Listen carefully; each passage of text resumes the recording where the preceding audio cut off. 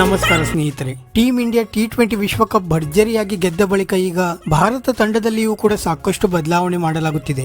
ವಿಶ್ವಕಪ್ ಗೆದ್ದ ಬಳಿಕ ರಾಹುಲ್ ದ್ರಾವಿಡ್ ಅವರ ಕೋಚಿಂಗ್ ಹುದ್ದೆಯ ಅವಧಿ ಕೂಡ ಮುಗಿದಿದ್ದು, ಅವರ ಬದಲಿಗೆ ಈಗ ಟೀಮ್ ಇಂಡಿಯಾದ ಹೆಡ್ ಕೋಚ್ ಆಗಿ ಮಾಜಿ ಆಟಗಾರ ಗೌತಮ್ ಗಂಭೀರ್ ಅವರನ್ನು ಆಯ್ಕೆ ಮಾಡಲಾಗಿದೆ. ಗೌತಮ್ ಗಂಭೀರ್ ಅವರು 2027ರ ವಿಶ್ವಕಪ್ ತನಕ ಟೀಮ್ ಇಂಡಿಯಾದ ಹೆಡ್ ಕೋಚ್ ಆಗಿ ಮುಂದುವರಿಯಲಿದ್ದಾರೆ. ಆದರೆ ಟೀಮ್ ಇಂಡಿಯಾದ ಹೆಡ್ ಕೋಚ್ ಆಗಿ ಗೌತಮ್ ಗಂಭೀರ್ ಅವರು ಆಯ್ಕೆಯಾದ ಬಳಿಕ ಟೀಮ್ ಇಂಡಿಯಾದಲ್ಲಿಯೂ ಕೂಡ ಸಾಕಷ್ಟು ಬದಲಾವಣೆ ಮಾಡಲಾಗುತ್ತಿದ್ದು, ಇದರ ಬಗ್ಗೆ ಸಂಪೂರ್ಣ ಮಾಹಿತಿಯನ್ನು ಈ ವಿಡಿಯೋದಲ್ಲಿ ತಿಳಿದುಕೊಳ್ಳೋಣ. ದಯವಿಟ್ಟು ವಿಡಿಯೋ ಕೊನೆಯ ತನಕ ನೋಡಿ ಮತ್ತೆ ಇತರರಿಗೂ ಕೂಡ ಶೇರ್ ಮಾಡಿ. ಅದಕ್ಕೂ ಮುನ್ನ ಸ್ನೇಹಿತರೆ, ನೀವು ಕೂಡ ಗೌತಮ್ ಗಂಭೀರ್ ಅವರ ಅಭಿಮಾನಿಯಾಗಿದ್ದರೆ ಈ ವಿಡಿಯೋಗೆ ಒಂದು ಲೈಕ್ ಮಾಡಿ. ಮತ್ತೆ ಗೌತಮ್ ಗಂಭೀರ್ ಅವರನ್ನು ಟೀಮ್ ಇಂಡಿಯಾದ ಹೆಡ್ ಕೋಚ್ ಆಗಿ ಮಾಡಿದ್ದರ ಬಗ್ಗೆ ನಿಮ್ಮ ಅಭಿಪ್ರಾಯವನ್ನು ನಮಗೆ ತಪ್ಪದೇ ಕಮೆಂಟ್ ಮೂಲಕ ತಿಳಿಸಿ. ಸ್ನೇಹಿತರೆ, ನಿಮ್ಗೆಲ್ಲ ಗೊತ್ತಿರುವ ಹಾಗೆ ಗೌತಮ್ ಗಂಭೀರ್ ಅವರನ್ನು BCCI ಅಧಿಕೃತವಾಗಿ ಟೀಮ್ ಇಂಡಿಯಾದ ಹೆಡ್ ಕೋಚ್ ಆಗಿ ನೇಮಕ ಮಾಡಿದೆ. ಆದರೆ ಗೌತಮ್ ಗಂಭೀರ್ ಅವರ ಜೊತೆ ಟೀಮ್ ಇಂಡಿಯಾದ ಕೋಚಿಂಗ್ ಸ್ಟಾಫ್ ನಲ್ಲಿಯೂ ಕೂಡ ದೊಡ್ಡ ಬದಲಾವಣೆಯಾಗುತ್ತಿದ್ದು, ಅಭಿಷೇಕ್ ನಾಯರ್ ಅವರನ್ನು ಈಗ ಟೀಮ್ ಇಂಡಿಯಾದ ಬ್ಯಾಟಿಂಗ್ ಕೋಚ್ ಆಗಿ ಆಯ್ಕೆ ಮಾಡುವ ಸಾಧ್ಯತೆಗಳಿವೆ. ಇದರ ಜೊತೆಗೆ ಕನ್ನಡಿಗ ವಿನಯ್ ಕುಮಾರ್ ಅವರನ್ನು ಸಹ ಟೀಮ್ ಇಂಡಿಯಾದ ಬೌಲಿಂಗ್ ಕೋಚ್ ಆಗಿ ಆಯ್ಕೆ ಮಾಡಬಹುದು ಎಂದು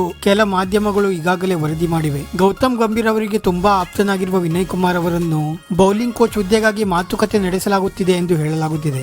ಆದರೆ ಕೆಲ ಅಭಿಮಾನಿಗಳು ಇದಕ್ಕೆ ಆಕ್ಷೇಪ ವ್ಯಕ್ತಪಡಿಸುತ್ತಿದ್ದರೆ, ಇನ್ನು ಕೆಲವರು ಜಹೀರ್ ಖಾನ್ ಅಥವಾ ಆಶೀಶ್ ನೆಹ್ರಾ ಅವರನ್ನು ಟೀಮ್ ಇಂಡಿಯಾದ ಬೌಲಿಂಗ್ ಕೋಚ್ ಆಗಿ ಆಯ್ಕೆ ಮಾಡಬೇಕು ಎಂದು ತಮ್ಮ ಅಭಿಪ್ರಾಯವನ್ನು ಹಂಚಿಕೊಳ್ಳುತ್ತಿದ್ದಾರೆ. ಸ್ನೇಹಿತರೆ, ನಿಮ್ಮ ಪ್ರಕಾರ ಭಾರತದ ಬೌಲಿಂಗ್ ಕೋಚ್ ಆಗಿ ಯಾರನ್ನು ಆಯ್ಕೆ ಮಾಡಬೇಕು ಎಂದು ನಮಗೆ ತಪ್ಪದೇ ಕಮೆಂಟ್ ಮೂಲಕ ತಿಳಿಸಿ. ವಿಡಿಯೋ ಇಷ್ಟ ಆಗಿದ್ದರೆ ಲೈಕ್ ಮಾಡಿ ಮತ್ತೆ ಚಾನೆಲ್ ಅನ್ನು ಸಬ್ಸ್ಕ್ರೈಬ್ ಮಾಡಲು ಮರೆಯಬೇಡಿ.